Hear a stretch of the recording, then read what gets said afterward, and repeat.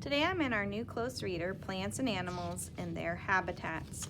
Our essential question for this unit is, how do living things get what they need to survive? So we want to keep that question in mind as we're reading our text today. How do living things get what they need to survive? And today we're going to be looking at two texts. One is about scorpions and one is about penguins. And the strategy that we're going to use during this unit is looking for text importance. So we've already talked about visualizing, we've talked about making connections, and this time we're going to find out what text is important, because a lot of these texts are going to be informational texts. And in informational text, you're going to be getting a lot of different knowledge, and we've got to kind of pick and choose what our brains are going to remember by finding the most important things in our text. So this is called News About Scorpions, and if I was using the asking questions strategy, I might even start with, what is a scorpion? Maybe you're familiar with scorpions, or maybe you're not. But I think that might be a good question for us to start with. What is a scorpion? So let's read and see if we can find the answer to that question. And again, we're going to be picking out some of the more important details. With its curved tail, 8 legs, and poisonous sting, a scorpion can be scary. Okay, so I can use my picture here to help me. These pictures, while they're fun, are actually here to inform us and to help us better understand what our text is trying to tell us.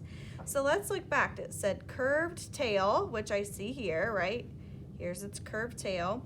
8 legs, 1, 2, 3, 4. So I'm guessing there's also 4 over here, though I can't see all of them. 5, 6, 7. There might be another one back there, 8.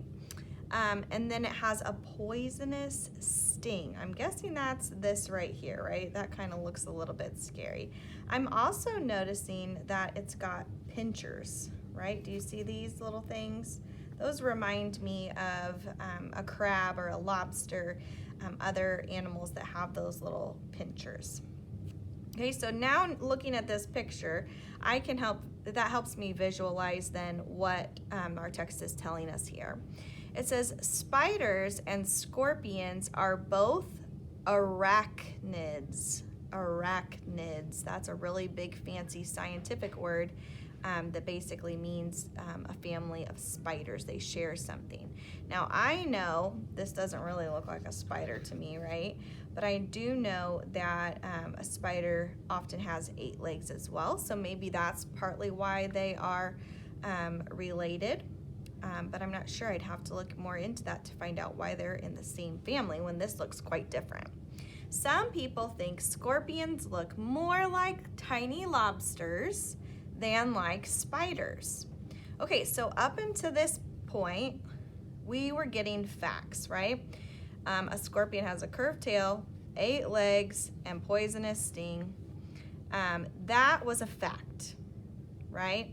And it's also probably super important because we also have a picture of it.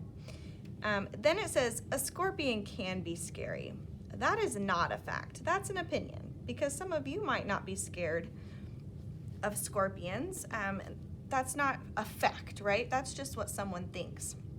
So this isn't going to be as important for us to remember. Spiders and scorpions are both arachnids. That's a fact, and it's important because it helps us to understand more about the scorpion.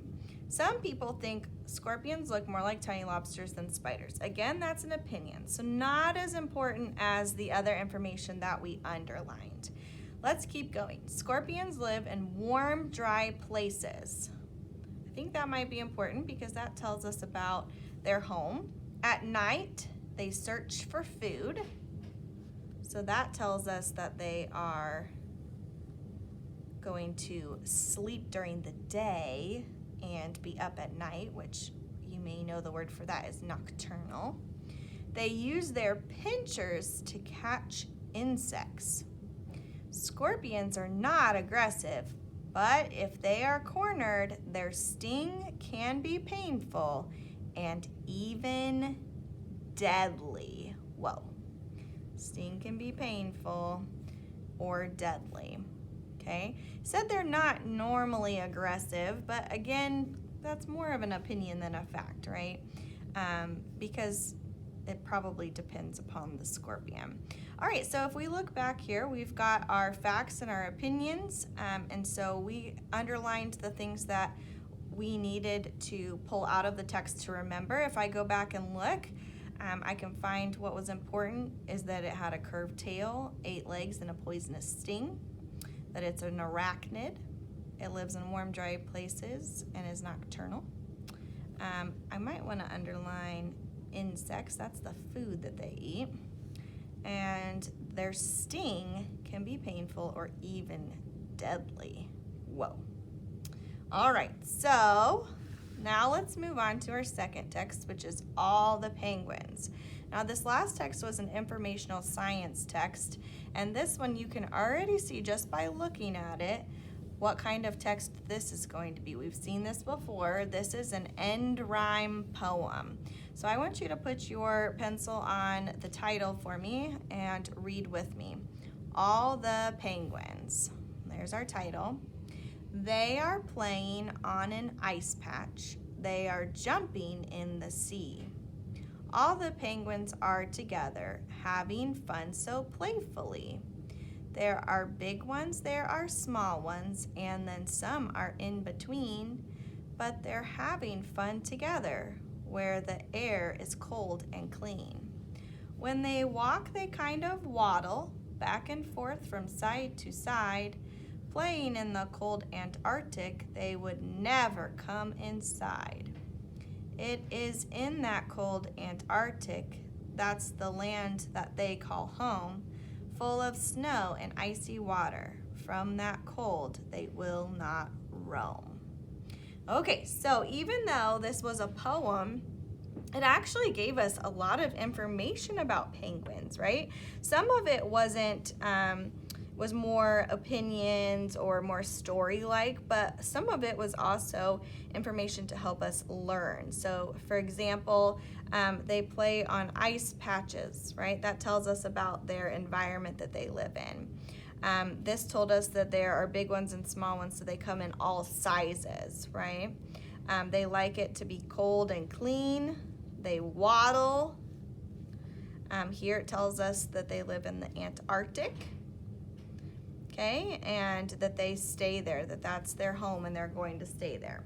So not only did it give us information, but we also saw some rhyming words. So I'm going to circle the first two. They are playing on an ice patch. They are jumping in the sea. All the penguins are together, having fun so playfully. Okay, so I'm going to circle, and I want you to circle with me, sea and playfully. Now this goes right along with what we talked about. Notice that these two do not have the same vowel at the end. They do, however, have the same vowel sound. Listen again. See, playfully, right? They both have that long E sound. And we learned this, that a long E can be EA or it can be Y at the end, right?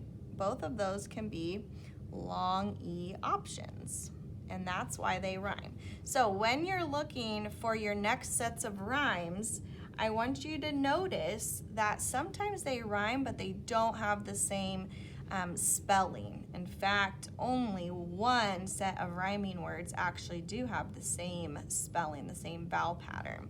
Okay, so what I'd like for you to do, you're going to go ahead and circle all the other end rhyme words, and then I'd like you to post a picture of your finished work on schoolwork.